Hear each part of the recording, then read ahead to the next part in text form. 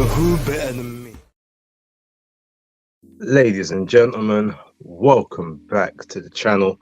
Welcome back to the casual stream with your host, It's the Kid. As always, like and subscribe, share with a friend, a colleague, a relative, an associate, an enemy, any and all in between. It's appreciated. Thank you guys for rocking with me. I know 8:15, so 15 minutes later than usual today. I was eating my dinner, kind of had to take precedent.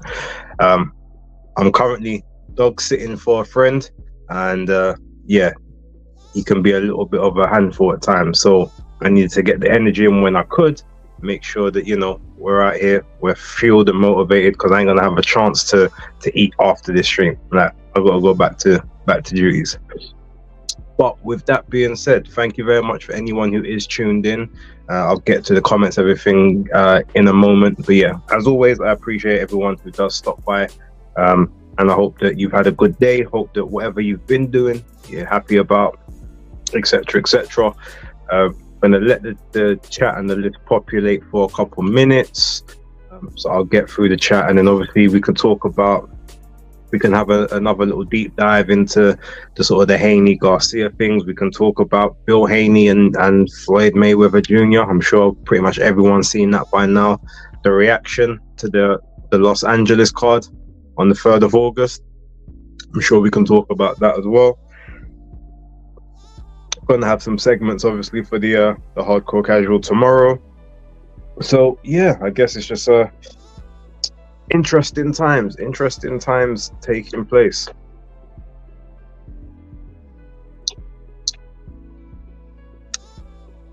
And everyone, let me know how the sound is. Make sure that the volume is all good, so that we can get this cracking the right way. Probably be a bit shorter today than usual, but yeah, everyone will all get the talking points through.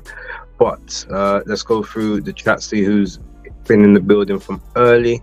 All right, so salute to Toby Bartlett, salute base in the chat. Looks like another great card from His Excellency. Do you know what? I'm not gonna lie, right? I actually thought the card was a bit shit yesterday. I mean, look, Andy Ruiz and Jerome Miller, cool, but it's nothing major. I had a big issue with Isaac Cruz and Jose Valenzuela, but we'll talk about that in a little while. But since then, since we've got Virgil Ortiz and Tim Zug jumping on that card, and David Morrell Jr. is going to be on there as well, and a bunch of that stuff, the card's looking a lot better. But I'll still tell you what my issues are with some of the card, but we'll talk about that a bit later on. Salute to Philip, bless ups to you. Yeah, there's a lot to talk about. I don't know how much of it we'll get today, but we'll do as much as we can, and anything that's really, really relevant we will talk about tomorrow when the episodes drop. And I might even do an additional one for the members, some further deep dives, as I've done on a couple of occasions. Yasmin Malik, shout out to you, Yas. Big ups to you. Thank you for being here as always. Jonah 31, salute to you, always in the building. It's fully appreciated. And Ilukan as well. Yes, shout out to you. It says, just hope the card isn't pay-per-view. I mean, it shouldn't be pay-per-view over here, because Madrimov isn't known over here like that. I mean, Crawford is, and I guess Crawford's last fight over here was a pay-per-view on TNT Sports. Yeah, I mean, at this point they might just make everything pay-per-view, and if they do, I mean, I didn't purchase the one last week. I'm not sure if I'm purchasing Canelo Munguia. I haven't decided yet, not sure, but I know that undercard I also don't like, so I may, that might have to be another stream special. But there are pay-per-views I'm willing to put my hand in my pocket for, especially cost of livings and all of that. Emma Willis, shout out to you. Death's pay-per-view, the zone crazy. Stay blessed, be real, shout out to you, manners and respect as always. And Yasmin says, I'm sure it will be pay-per-view. I mean, if it is, it's not the worst one. Do you know what? Because obviously that's what we're talking about now, I guess we can start we can start the show there. Yeah, we'll start talking on that. So first of all, everyone sort of give your thoughts on what you thought about the announcement, the press conference, everything, and then I will do obviously I'll give mine and then I'll read out the comments afterwards. But so let me tell you some of the issues that I had with the card itself. Yeah. So like I said, Andy Ruiz obviously hasn't been in the ring for like nearly 2 years now. So he's, hella inactive. Obviously, Jerome Miller's coming off a loss, which is that's not a problem because, he's fun. He's going to sell the card, being from, a brash New Yorker. He's going to put some interest into the card somewhere. The antics probably can't, well, at least we're not going to get any fish and chips jokes and all of that stuff, like we get for all the Brits. But I mean, it'll be interesting. Him and Andy Ruiz probably be there talking, and swapping cheeseburger recipes. I can definitely imagine them doing that. But it's just, it's an okay fight. As a comeback fight for Andy, I haven't really got a big, not any huge complaints on that one. And then obviously the Abner Mares and Santa Cruz trilogy fight that they're looking at. I thought to myself, like, why do we need to see that? Like, if this his farewell fight is trilogy, like, to be honest, none of us really care. Even the PBC people don't care. So why is that on this card? That can go on one of them regular PBC on Prime shows that they're talking about when they say that they've gotten on pay-per-view dates. Put it on there. That doesn't need to be on a pay-per-view or a card like that. So, but yeah, so there was those two. I said, but Ruiz and Miller was cool. The fight I had the biggest issue with is Isaac Cruz and Jose Valenzuela, and I'll tell you why. Number one, I know that Isaac Cruz is technically 135 pounder that's obviously got a belt at 140, but he has a belt at 140. He fought a voluntary for that title. He needs to take care of his mandatory. His mandatory is Ishmael Barroso. Barroso, who was obviously screwed out of the title initially against Rolly Romero. He beat O'Hara Davis in one round for the interim belt, for that number one, for that, that mandatory spot, that you fight me next, moment. And Jose Valenzuela he's 1-1 in his last two fights. Now, okay, I know a lot of people say that they felt that he won both of them. I don't. I do think he lost the first one, but he definitely, didn't have any disputes in the second. So, but he's 135 pounder. So why is he now allowed to jump up from 135 to 140 into a title shot? Not only that, I mean, it's not like, he was a champion at 135 and he's exercised some super champ status. There's more than enough time for you to give Ishmael Barroso his training camp and, give him his second opportunity at the title that he's earned. Is Venezuela going to be a poor fight with Cruz? No, it's probably going to be a very entertaining fight. But I have an issue, again, with that being the chief support or the co-main, when you've got Barroso there who has name value. He's probably got more of a name value right now than Valenzuela does, because for all of his faults, Rolly Romero gets attention in the US, so people know him from that fight. And obviously he's promoted by he wasn't promoted by Golden Boy, but he was on the latest Golden Boy card, knocked out their heir apparent to the throne in one round. Like, he's credible.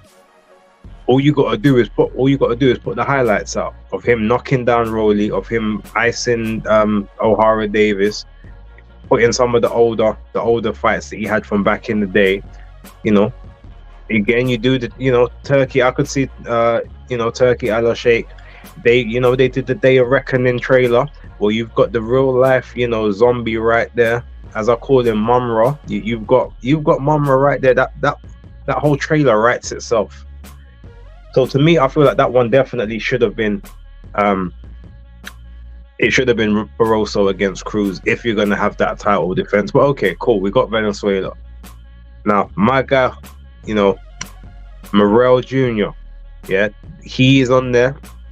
David Moreau Jr. is on there against Rajovic, what they call him, Hot Shot or Hot Rod. So that is that was a fight he was supposed to have on the regular Prime show anyway. So now that they've done that, he's moved up to 175 as well. Now here's a question. He said he moved up to 175 to chase the people that are running from him. Obviously, he's talking about David Benavidez, but he probably was finding it a little bit tricky, or he wasn't sure if he could still make 168 comfortably. And if that's the case, he's big enough to compete at 175 pounds. And I actually rate the fact that if his body's told him, you know what, we can do it, but it's not the nicest. Listen to your body, because he's gonna be at his strongest. He doesn't have, he's not like David Benavidez who had a massive size advantage over people at 168. Like, he's legitimate. He's a good sized 168 pound guy who will be a good sized 175, but he's not. It's not like, oh, he's gonna be having he's super big for the weight or anything. No. So it would actually be a lot more even competition. He may end up getting more opportunities at titles there, because as most of us do believe, those belts will start to fragment, especially if Artur Beterbiev wins the fight. They can have a rematch possibly, but if they don't, I'm sure he would have achieved everything he wanted to achieve. He'll probably likely go up to cruiserweight. He always said he's thinking about ending his career at cruiserweight. Obviously, stop having to make the 175 limit, and he'll probably enjoy it up there. So to me, I think that sort of made the card better. Then obviously, as we said, we've got Tim Tszyu and Vergil Ortiz is on that card. It was announced. I don't think they showed it in the last graphic, but that was announced to be on there as well. So yeah, when you look at that, you say to yourself, boy, I can't say that before. I take back everything I said when I said the card was shit. Now the card is a very, very good card. It's not the best one that they've done, but it's a very, very good card. And obviously, I guess outside of the region, it's definitely probably the best card that America has seen in the last 20 years, like from top to bottom. Just in terms of strength and depth and whatnot. And at least on that card, I would say 3 fights are between sort of 50-50 to 65-35 or 60-40. So, fairly competitive, where you wouldn't be surprised if the favorite loses. And I think that is a good place to be. And it may, it might expose a couple people who've maybe been dining out on lesser opposition over on that PBC island, because the card itself, apart from Vergil Ortiz and Terence Crawford, is basically a PBC card. Well, and Madrimov as well, which is obviously very weird, because obviously the card is being helmed and promoted by Matchroom. It's their card. They have Madrimov as their guy, but there's not one of their other fighters on the card, whether it's their American, sort of one of their American stable, some of the British guys. That's the only sort of thing that's a little weird. I would have thought someone like Khalil Ko should maybe be, and he might end up being on the, I guess the prelims part of it that they put on YouTube, or just someone like that. They've got guys from the state who probably should get a little bit of attention on that card, but then again, maybe they need them for other cards. I'm not sure. But yeah, let's get to the chat, see what some of you guys are saying with regards to that. Hot Pie, salute to you, salute. Emma Willis, the zone is worth it. That's why they're doing all these pay-per-views. They're cheeky. Yeah. The zone are about to do 7 pay-per-views from January to September. I mean, yeah, that definitely sounds very PBC-ish. But I mean, if they're stacking every single event, it's like, I get it. And yeah, that's a disgrace. So yeah, and Miller. Philip, do you reckon Saudis will buy out boxing promoters? Not buy out, but they will make it a lot easier for the promoters to work with each other. Emma Willis. Sadly, if it's a pay-per-view in the UK, I'll buy it. I've bought all their pay-per-views. Money well spent. No, don't get me wrong. Like, I usually don't complain about the pay-per-views in on the zone, especially as you know they're not over exorbitant with the amount that they have. But I just didn't. I had a real issue with purchasing last week's one because I thought it was only the main event I had any interest in. Now, to be fair, the Conwell fight, Charles Conwell, I did enjoy watching that fight. I would have paid for that, but to pay to watch Sean McComb get robbed, you know, especially in Arnold Barboza, who's not that great of a fighter anyway. Scrappy Ramirez, like there wasn't just anything on the card I was that interested in, apart from like I said, Conwell and the main event. So, and Amari Jones on the prelims as well. I thought that was a good one. But don't get me wrong, like I buy more than I don't. But at the minute, money is money, and so I gotta be very selective with what I'm choosing. Philip, I think they've got only Madrimov and Cruz. Oh yeah, Andy Cruz is on there as well. That's right. Thank you for reminding me about Cruz. He is on the card. So yeah, I would like I said, I'd like them to put Khalil Coe in there as well, if possible. But he may be needed for one of their other American cards. But I would like to see Khalil Coe on the card, just as another Matchroom representative. But yeah, you got those, and like I said, there's Zoo and Ortiz, which is supposed to be on there as well. So if that's the case, cool. The card itself is shaping up nicely. Big up to Fidel Tawaldi. Big up base. Pitbull's opponent, Frank Taman, and the PBC banner wasn't even on the wallpaper behind. You think they forced them? You know, I'm not gonna lie. I heard it's actually in their contract that you have to. They have to say that. I know it sounds crazy, but I heard that a couple of years ago that the contracts that they have, you know, you have to mention, I guess the member of, you know, or the, you know, the owner of PBC when you're doing your introductions or whatever. So, I mean, yeah, I wouldn't be surprised. Ortiz versus Zoo, that a close fight? I think so. I think it's a very close fight. We'll find out more, obviously, from how Ortiz looks this weekend. You know, if he's sort of all the way back after the illnesses or whatnot. But him and Zoo, that's a very, very good violent style matchup. I guess they probably haven't put it on the docket for the event just yet, because obviously they need to make sure that he gets through the fight on the weekend. But yeah, as I said, from what I heard, they did say that it would be confirmed after this Saturday. So yeah. Emma, I only bought it for the Devin fight. Well, you know what? I mean, hindsight, I feel like, yeah, hindsight, you could say it was worth it. But I don't think before that anyone really thought that that fight was going to be as competitive as it was, or as shocking, or you know, shocking, monumental as it became. I think a lot of people just wanted to see, okay, well, you know, is Devin going to quit? I mean, is Ryan going to quit again?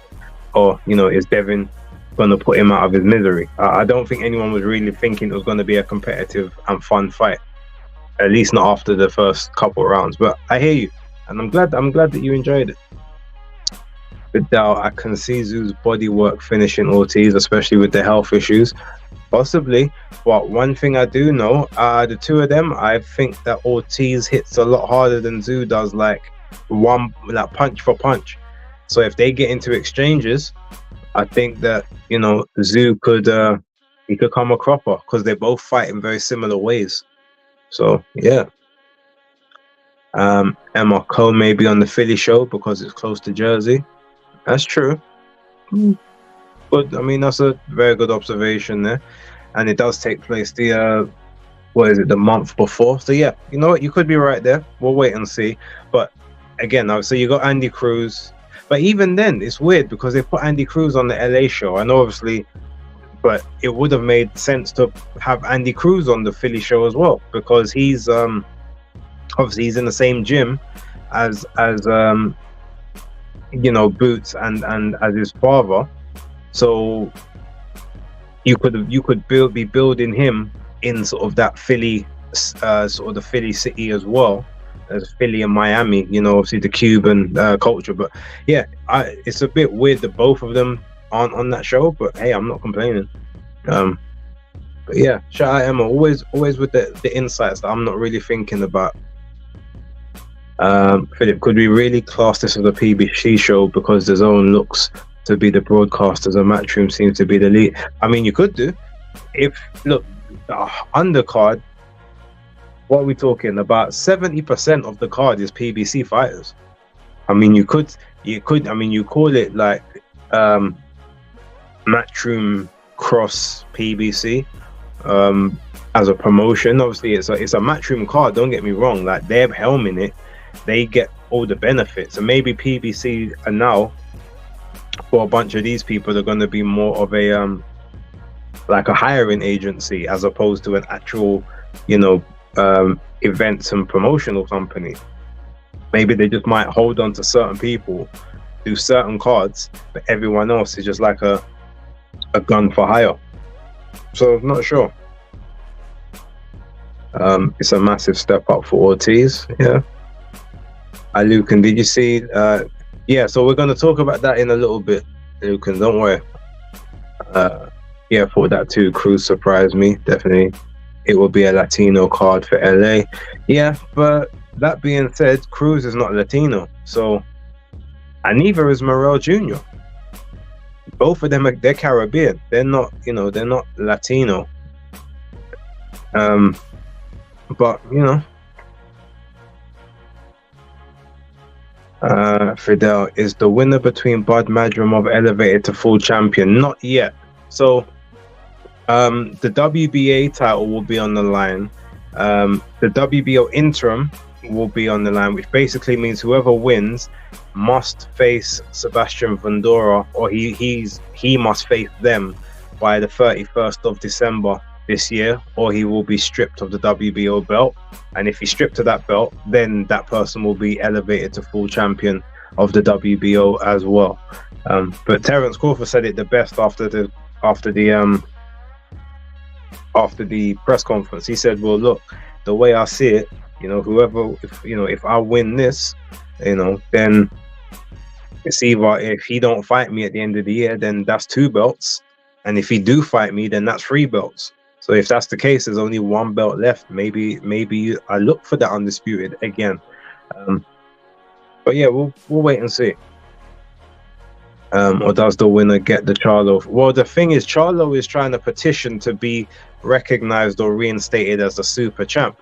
I don't think that will happen, personally, because he was stripped of the belts, or the belts were vacated. Now the WBA champ became the only recognized champ. The only way for him to be able to get that super champ status back is to now beat the current champ, because when you're champion in recess, you don't get your title back. You don't become champion again when you come back, or you basically just get the first shot at who's holding your belt, quote unquote, to then be able to you know, you fight them, and if you fight them and you beat them, then you become full champ again, and at that point he would then become the super champ once again. However, what also I think will happen, if the WBO championship fully goes to Crawford or Madrimov, whoever wins, then that becomes the super championship again, because the super champ is you're only supposed to be super champ if you're unified or undisputed.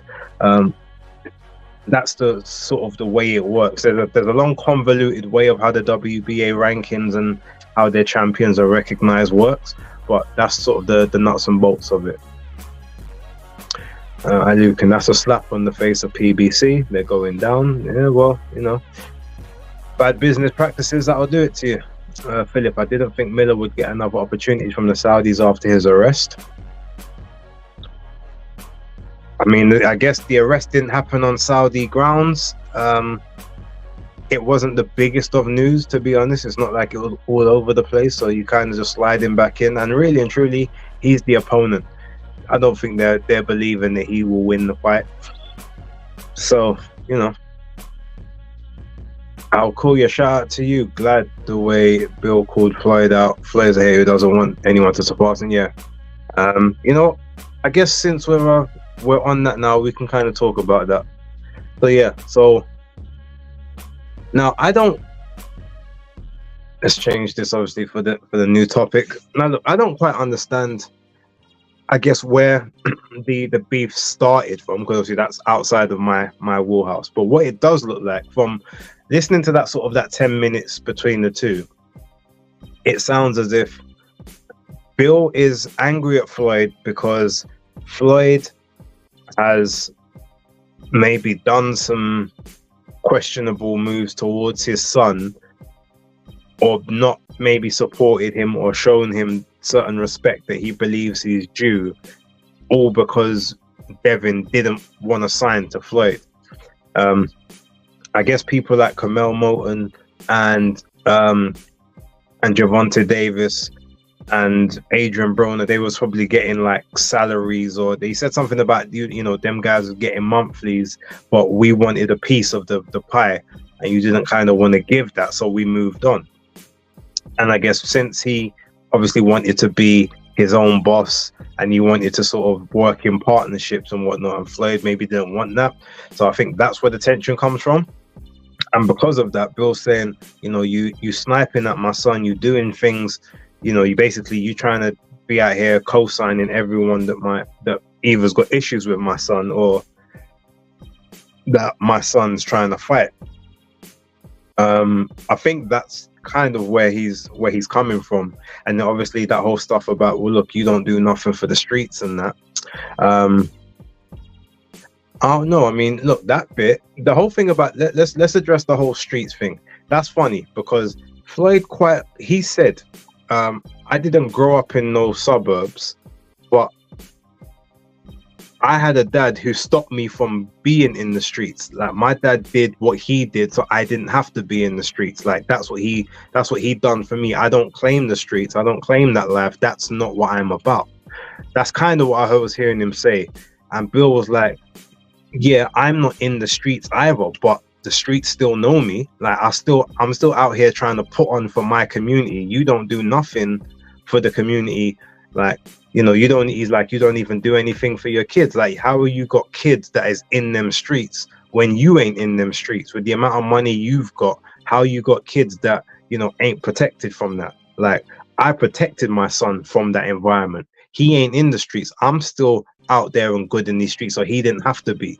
And I think that's kind of where he's saying. And then obviously you got Floyd was saying things like, well, look, like, when your children get big enough, they gonna do what they gonna do. Like, you can't really stop that. If they won't be in them streets, they're gonna be in them streets. He goes, well, Devin ain't in them streets. He 25, the same age as your kids, and he ain't in them streets, because that's what you do as a father. Like, you don't just disconnect for, you know, that's what it seemed like. It seemed to be about, it was parenting. Like, your parenting is poor quality compared to my parenting. Then it got to some kind of, you know, dick measuring contest about money, which that was kind of irrelevant, to be honest. Then I like the thing about the one thing I did like about it, and I found funny, was when what do you call it? He said, Bill said, I'm 50 and 0 in life, yeah, and Floyd said, I ain't never take no losses. I don't know what it's like to. I never experienced a loss. And then Bill was like, huh? But in my mind, I'm thinking to myself, and this is just me, and as much as I know it was a screw job, if I was Bill, I would have been like, dude, you got a silver medal in the Olympics. What are you talking about? You ain't never lost. You don't know what it's like to lose. Like, you know. And then would have been like, "How you corny, rare." So that's the thought I would have been. For me, I would have straight up been like, you lost in the amateurs, you lost in the Olympics. Don't tell me about you ain't never suffered no losses. Everybody suffers losses. Like, that ain't, you know, we don't stand on the O, but we out here taking the challenges. You know, you out here outside of your record. Like, he's like, yeah, you know, forget the record. Who cares about that? What else can you say that you done for people? And then it's funny, I mean, look, if you think about it, even though obviously Bill wasn't really letting him talk like that, Floyd didn't really have much to contribute outside of in the ring. Like, so that was a bit of an interesting scenario. Yeah, the whole thing was like, I don't know how it started. It was entertaining to watch to a degree, but I can't lie, I really wish I didn't see it. I wish the world didn't see it. I wish that Michael Benson didn't see it, because now you kind of invite in a whole bunch of people who ain't from the same backgrounds you're from, who ain't from the same upbringings that you're from, the same ethnic and cultural, you know, diversities and makeups and groups that you reside in, hearing you talk on certain things that they got no idea about, but they're just gonna think is either cool or they're gonna think it's coonish. That's the only thing. It's one of them ones that as much as I enjoyed watching it from certain aspects and hearing how obviously one guy standing 10 toes down on, you know, protecting and loving his son, and the other one wasn't as much on that. It wasn't one of those situations I wanted to hear, like, you know, from the community standpoint. That's just my opinion. Obviously, I'll look at everyone in the chat and we can I'll see if you guys agree with that. Obviously, if you don't, no worries. I'm not here to be agreed with. If anyone who's got a different point of view, please put it out there. But yeah, I mean, look, Bill gets a lot of hate. I think some of it is justified, because I will be honest, sometimes he does talk way too damn much about stuff that he maybe doesn't need to. But the one thing that I will never waver on is that outside of maybe the preparations for the the fight with Garcia and how those went, and apparently the training camp wasn't the greatest. Speaking of which, I might put that in the video tomorrow, because I heard something about Devin's training camp yesterday. Shout out to Ryan O'Hara. So yeah, I might talk about that then. But yeah, outside of all of that, the one thing I will say is there's very few fathers out there, especially in the game, that you see that has the same love and respect of their son and the love and respect for their son as Bill Haney, or at least like publicly. There's him. The only other one I can maybe think is Kenny Porter, although he certain times will, you know, used to speak to Sean a bit crazy. I've never really heard Bill speak to Devin in a mad sonish way. So yeah, like, you can't look, obviously, Teofimo Lopez Sr. to me is trash. Henry Garcia, I don't know enough about their relationship, but he seems about as erratic as Ryan Garcia is. So I'm not sure about him. Danny Garcia and his dad. What's his dad's name? Angel Garcia. Yeah, I don't know about their one. I think their one's a bit suspect. Bozy Ennis, that's a good one, but again, I haven't seen, like, I see him with his son, but I don't really see him go to bat for his son the same way that I've seen obviously Bill, and to be in the camp and trying to keep a certain aura and protection around his son like that. Some people say John Fury. I don't know that. No, I wouldn't give John Fury credit.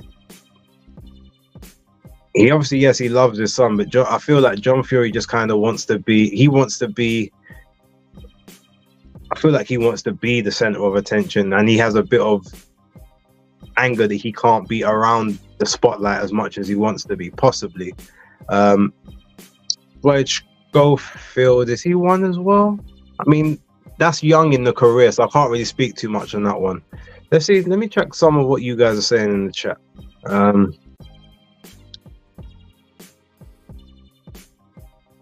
Alexander Wilson, shout out to you. A couple years ago, Floyd Sr. said Bill Haney was an idiot. I think I remember that video. Don't remember what it was over, but I'm assuming a lot of it is just based on obviously what happens with them in either the sparring sessions or the fact that Floyd wanted to sign him and he didn't want to sign the deal that Floyd was offering.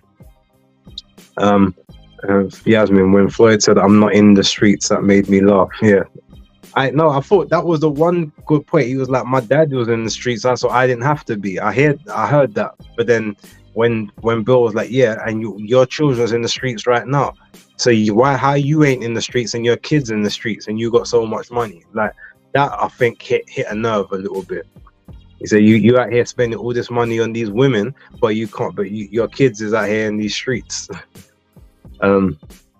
I'll call you at this point. Bill is the better parent. Oh, I think 100%. I don't think that's questionable. Um, is he the best father? Probably not. But I do believe he does the best that he can for Devin and the rest of his children. But you can tell, like I said, like you can tell undoubtedly, like if he had to step, like I don't know if I could say that Floyd would step in front of a bullet for his kids.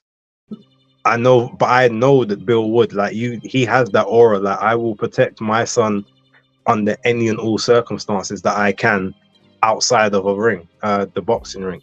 So yeah.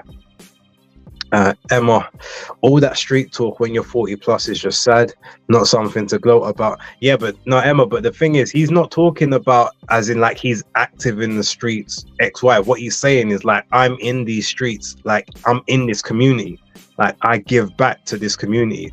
So he's not talking, he's not glorifying the streets like, oh, like I'm out here on these corners, like, you know, gang banging or whatever. He's talking about being in the streets as in being in the community, giving back to them. So I disagree with you on that one. Philip Ansel was just another one of those things with Americans just arguing for the sake of arguing. Yeah.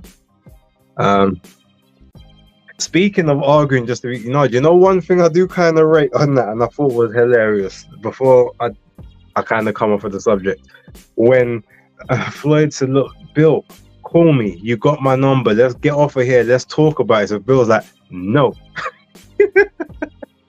I thought that was it. Like, we don't need to talk. I don't need to call you. I don't need to hear nothing from you. And funny, he's like, "Call me." But the funny thing is like, that's one of them punk. That's a bit of a sucker move anyway. Because if you really want to work it out, why are you asking Bill to call you? Why don't you say, "Bill, I'm gonna call you"? Like, if you want to sort out the issue, why do you want him to call you for? Like you're too big to pick up your phone and dial him. Like, if you know someone's got an issue with me, how can I be telling it, yeah, no, call me and we'll talk about it? Like, no, because you know that issue ultimately is gonna mean that their pride's not gonna have them call you, especially after you said, "Oh yeah, well we can squash it if you call me." No, like, you reach out if you really want to have that conversation. So I thought that was funny as well. I'll call you. It's not about taking a loss, but how you come back from the loss. It shows the strength of character, 100%. Senor Carl, Angel Garcia, yeah, I kind of spoke about him. Boots Ennis, dad's always doing a good job. Yeah, Bozy Ennis. Like I said, he seems good as well. I just haven't seen enough of them to their overall dynamic. Obviously, I've seen he's a great trainer, but I don't know about the rest of the stuff in it. But yeah, shout out to Bozy. You can say what you want to say about John Fury. He loves it. But I mean, yeah, but there's a difference between, I guess, loving them and being good for them in that sense. Jose Benavidez Sr., I mean, I don't know, him and he seems to have put David into one of the worst contracts like known to man. David was talking the other day about he can't even talk to certain people because of his contract and that. So I don't know how well Jose is doing for him, and he's got like 2 or 3 different managers / promoters. So I don't know if I can co-sign that one. Cambosa Senior, yeah, but he's not in the training camp as such. Like, he's just a father that's, I guess, kind of, you know, there. But again, Cambosa, yeah, I'll give him that. And then we got, okay, Floyd Schofield and his father, possibly. John Fury is a diva. Angel Garcia is one of the worst gaslighters. Watch his videos trying his mental gymnastics on why Crawford wasn't deserving a title shot. Yeah, I've seen all of that. And he says definitely Jose Senior. Again, I don't know about that one, but John Fury is ducking Joe Egan. Angel Garcia did a great job against Amir Khan. He let his son focus on the fight while he got into Khan's head. Popeyes, why they do Haney versus Sandor next? Or is it, I mean, would they do Haney versus Sandor? Good, but not a massive puncher. Well, he's got to fight him anyway. Bill got Floyd shook. Yeah, no, Haney has to fight Sandor Martin if he wants to keep that WBC belt. He had his voluntary. He was the voluntary for Um, Shout out to North Bank Brent, Jerome Miller's daddy, Triple D. I mean, I don't know. I don't think your dad's not supposed to, put a whooping on you like that in public. That's supposed to be behind closed doors at absolute worst. But yeah, no. With regards to Sandor Martin, yeah, he's a mandatory. So if he doesn't take that fight next, he was given the exemption for the Ryan fight because he had to do the mandatory next. If he doesn't do the mandatory, he'll lose that belt. And if he can still make 140, his best option is to do that mandatory, obviously win that if he can win it, and then that gives him at least another year before he decides what he wants to do next.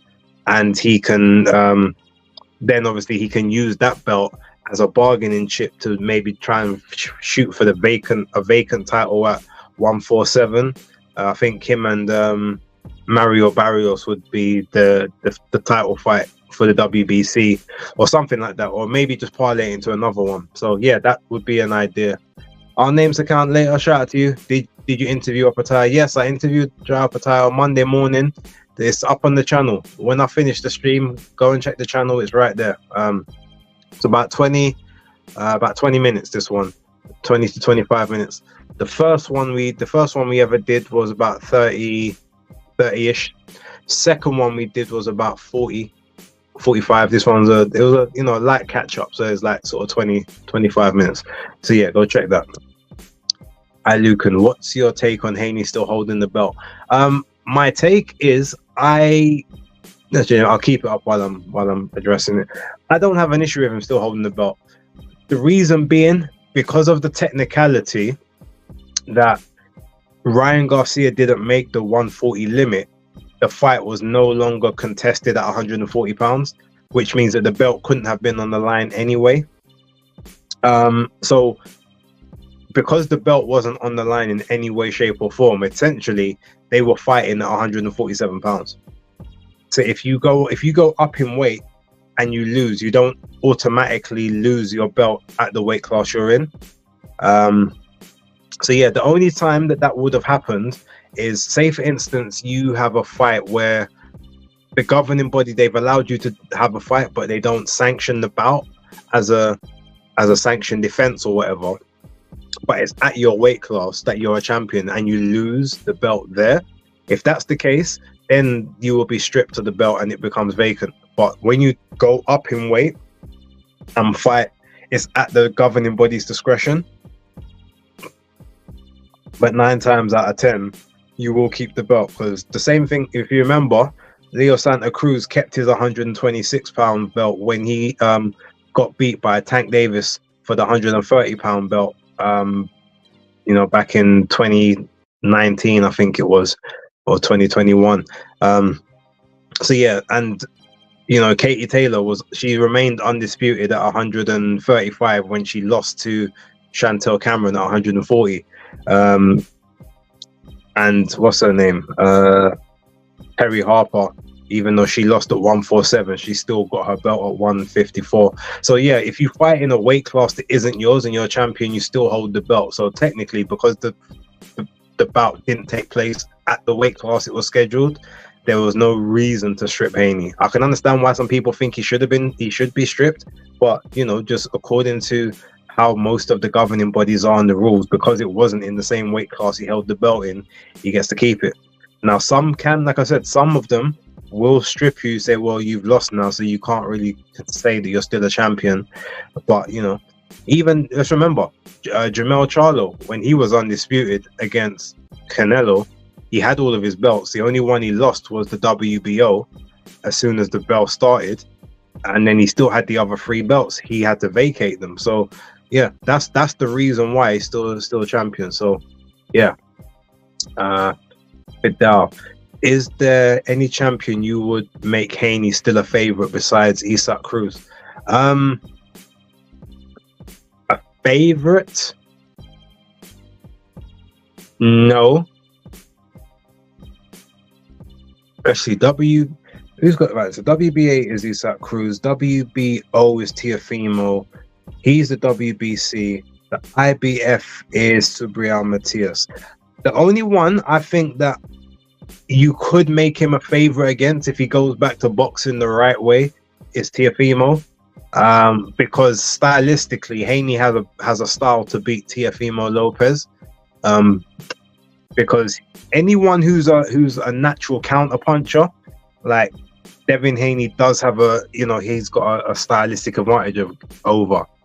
He's also probably about the same speed as Teofimo. He's taller than Teofimo, and he's got a longer reach. So I reckon he'd be more favorite against Teo at this point in time, but that's still a 50-50. Or he might be an underdog technically because he just come off a loss. But yeah, that he's the only one that I would say, yeah. At this point, unless he can move for 12 rounds straight, he won't be a favorite against Subriel Matias. Like he get hurt really badly in that one. The one thing we can say though is he ain't gonna quit. So they're even gonna have to wave the fight off. They're gonna have to throw in the towel. But one thing that we can't question about Devin Haney is his heart. So I was saying the other day, like as much as sometimes that could be to the detriment. Some people said that Bill should have thrown in the towel. Maybe Bill knows that mentally Devin needed that just to prove to the world that he's still, he's Pete tough. And it's not like he was getting punched up round after round after round. He basically took damage or bad damage in 4 rounds out of a 12-round fight. And there's only 2 of the rounds were back to back. So, I think it was one of them ones where maybe he did that and just to show that, I didn't quit. There ain't no quit in me. I'm still like, I've got a champion's heart. Again, that might have done good. That might have done him the world of good. I'll name this account later. Do you think Madrimov was the hardest opponent Crawford could pick at 154? The hardest available, definitely. I mean, look, I'm not gonna lie to you. I think I would probably pick Madrimov over Tim Tszyu because he's got the big amateur experience. He's got better footwork, and his IQ is quite good. Tim Tszyu is a very good fighter, but you kind of know what to expect. Whereas Madrimov does a little bit of stuff that Bivol does. He does a little bit of things that Triple G does.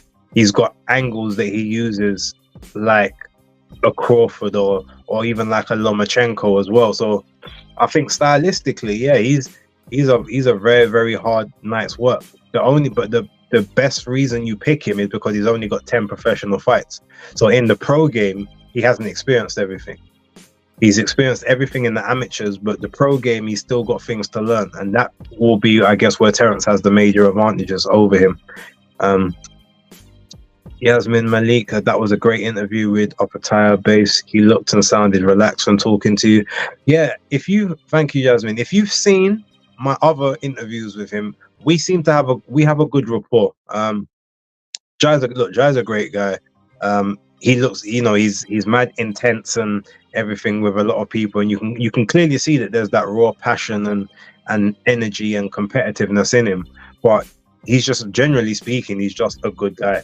And once you kind of get through I don't want to say facade because it's not for show, but once you kind of get through that outer layer, like, yeah, it's just like talking to one of the guys. Like me and him had and I'll say this, I guess exclusively, like every time I've spoken to Jai, whether it was over Zoom or in person, like, or, on or interview, we literally have a chat afterwards for close to 15-20 minutes after the interview's done. So I was talking to him about all different types of things after when that one was uploading, and I was uploading both the parts of the thing. We was talking about a lot, and it was late over there as well. It was nearly 9 o'clock, 9:10. He was sort of getting ready to turn in for the night.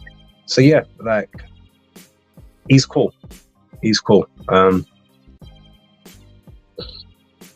Philip, now that Tszyu is fighting Ortiz Jr., what's going to happen with the rematch with Sebastian Fundora? Well, apparently, according to that clause, they said that, he can get the rematch whenever he wants it, but chances are that rematch now, I don't think the rematch will happen because you know, you've got Fundora talking about possible Errol Spencer they're trying to bring in for this WBC, but he's got this WBO that he has to satisfy.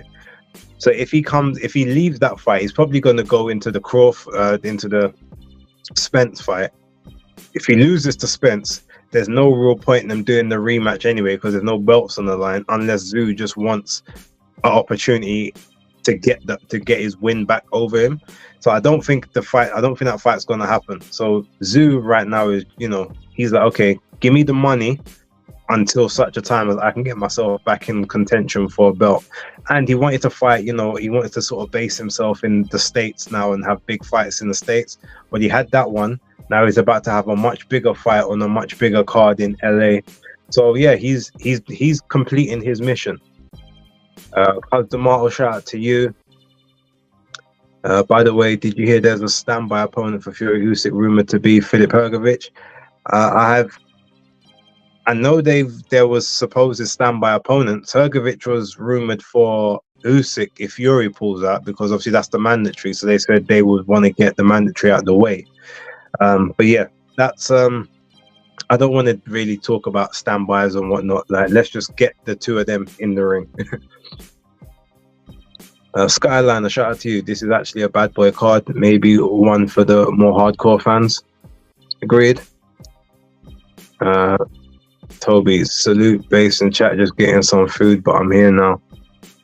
Oh, because you must have put the comment from before, bounce and then come back. Tactical flow of Haney, every time he jabs, he dips to his right. Not always the jab. It's when he's trying to exit. When he's trying to evade, he always tries to evade to his right, because I guess that's his natural mechanics. But he's gonna have to work on slipping punches other ways rather than the way that he's dipping. He's gonna have to figure out something, because he's got some signs that the telltale signs that not everyone can exploit, but everyone sees them now. So that's going to be a big issue. Fidel Tawaldi, your interview with Jai. Thank you very much, man. Thank you. Ruiz versus Miller. Who has the bigger disadvantage, coming back after 2 years or after a KO loss? I'll put my money on Ruiz by knockout. Hands too fast and lethal on the inside where Miller stays. Well, the thing is, if you remember, it was a knockout loss, but it was actually more just a stoppage, and it was more of a stoppage through exhaustion. I have to assume that he's going, you know, he's had a couple fights now. He should come in slightly better cardio shape. Andy doesn't hit as hard as Daniel does. He is fast, but Miller's got a pretty decent defense. And Andy being out the ring 2 years, maybe he hasn't got the right conditioning to go 12 rounds at a pace. So I definitely think he wins right now. I'm going to wait, obviously, till later on, close to the time, to give any official predictions. But, you know, on pedigree and merit, he should win. But there's just a lot kind of going against him, at least like with Miller. Miller's ring ready. The Hrgović news as standing changes who to favourite, in my opinion. I can see Hrgović train more for an eventual Usyk fight than Dubois, who he's not rating, could bite him in the ass. I mean, yeah, possibly. Right. Trying to think, is there anything else quickly? Because I've got a bounce.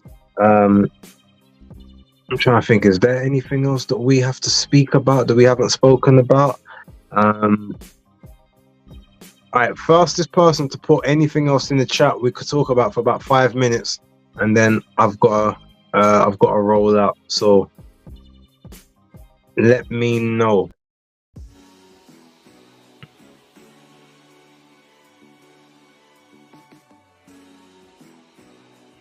Fidel Tawaldi, thank you very much for the €6 donation. I appreciate it. Just put that up on the screen so everyone can see that. Yeah, any and all super chats, memberships, everything, always appreciated. I will be doing some more. I think I'll probably this week and next week there will be a couple more members exclusive videos to sort of for the channel, 1 or 2. as always. But thank you, Fidel. Much appreciated. Yes, all right, Philip. Yeah, we could talk about that really briefly. They've announced Chris Billam-Smith versus Richard Riakporhe at Crystal Palace at Selhurst Park, so Crystal Palace's football stadium. Look, we kind of knew it was happening. We got the date now. I believe it's the 15th of June. So the only thing that we don't know, or that we don't have with that, is the what was supposed to be the co-main event of Joshua Buatsi and Anthony Yarde. So yeah, look, you know what? It's a good fight. I mean, it's a rematch, so you know, Chris Billam-Smith wants to get his lick back. He wants to get his win back against Chris Billam-Smith. But Smith is, you know, he's tough, but he is hittable. And Richard does hit very hard, and he's a lot better now than he was when they first fought. Chris has got a lot more, I guess, experience of how to sort of get into certain range and position, but he wasn't really avoiding the right hand. He's avoiding the right hand by rushing it before. But yeah, I don't know. It will be interesting to see what the undercard says, as that will determine whether or not they can sell the 25,000 seats that Selhurst Park holds. But yeah, look, good luck to them. They've got a press conference on Wednesday next week, so I will be there. So yeah, I will have some content for the channel, see if I can get a chat with Richard Riakporhe and Chris Billam-Smith for the channel. I'll see if I can get have another chat with Ben Shalom, seeing as people seem to like the last one. Some people said that was the only time they felt he actually sounded genuine and as a human. So let's see if we can get a part 2, and whoever else is there. But yeah, it's funny speaking about that, and I'll probably put this in one of the videos. But when you look at the whole, you know, Joshua Buatsi wanted to be active, goes to boxer, can't be active. You got Anthony Yarde said all he wants is activity now. He needs to be active. He wants the big fights, but he wants activity, and that doesn't seem to be happening for him either. It's just like a big mess at this point. I don't know enough about it at the minute, North Bank, but Matt Christie obviously was great for the channel. I'll have to do some in depth on that, and maybe we can sort of talk about that on the follow-up, or maybe because you're a subscriber and you've asked for it, I'll do my research, I'll do my due diligence, I'll put out a video just for you based on that later on this week. Chris Collymore, shout out to you, thank you very much for being in the building. Would you like to see Garcia versus Ben? Yeah, why not? Neither of them, I believe, are world beaters, but both of them can garner attention, and you already know what the narrative is going to be. It's going to be Conor Ben is going to be basically saying, you know, how are you, the Mexican, and I'm the one that's speaking Spanish, and he'll just be there reeling off, you know, left, right, and center. He'll just be going at it. He'll probably be chatting with Henry and having dialogues with Henry, and Ryan's not going to know what the hell is being said. So that one I think would be great. I think Jonas versus Mayer 2 is on the undercard. All right, well, if that's the case, we'll find out. But yeah, no, Brent, I'll get that video. I'll get that video to you. Philip knows how to keep me gripped on this channel. By the way, irrelevant. What did you see the new Deadpool Wolverine trailer? 100%. I saw it. Amazing. I'm looking forward to the film. I've only got about a month and a half to wait. Trust me, I see a lot of those things before most other people. I won't tell you how, but I know people that know people. But yeah, look, with that being said, if I stay in the chat, like, I ain't gonna be able to leave, and I've got to go and tend to this pop. But yeah, thank you everyone for watching. Pleasure to chat to you lot as always, and I will catch you on the next casual stream next week. Look on the channel tomorrow. There will be more footage and stuff for you. So yeah, salute to you. For right now, it's the Hardcore Casual out. Maybe I'ma make it, maybe I'm not. In time we'll see. But who better than me? I don't care if you agree. I ain't saying that I'm better than anyone, but who better than me?